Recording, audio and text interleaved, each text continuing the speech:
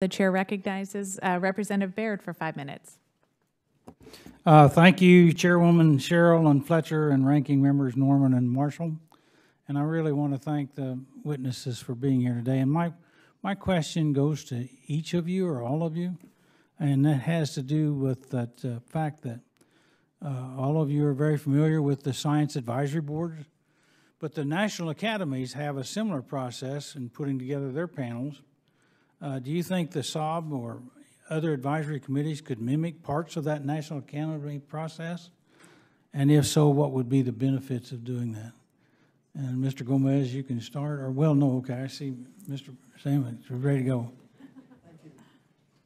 I'll speak to this as a more than 20-year member of the National Academy of Medicine, previously the Institute of Medicine. I'm quite familiar with those processes. There, the committees are addressing particular charged questions and assuring that both there's a balance of scientific views on what the matter may be, and that there is no conflict of interests.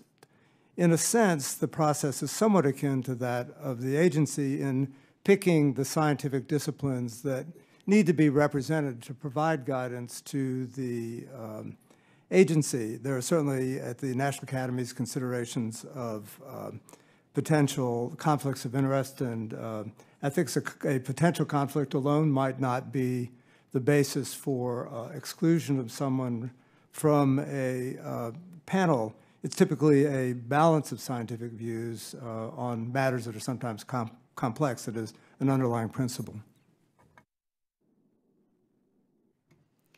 I can just agree with that. And I have been on many National Academy committees. I currently serve on 2 of their committees and have been involved with EPA science advisory advice for more than a decade. And I would say that the #1 criteria from both of those bodies, organizations, is to make sure that at the table you have the right array of expertise and the right perspectives. And so on committees for the National Academy as well as committees at EPA, you always have some industry perspective, some NGO perspective, some state perspective, hopefully some Native American perspective. You have community perspective and urban perspective. You have all the sciences as well. And so the #1 driving parameter is making sure you have the right science at the table.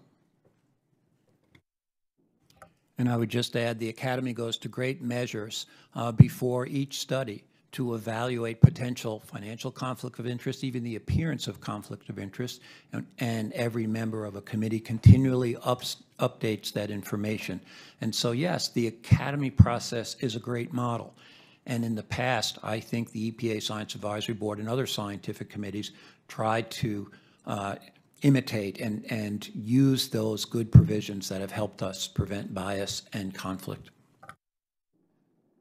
So GA also works directly with a number of National Academy of Science panels and committees. Sometimes we convene our own expert panels with the help of the National Academies.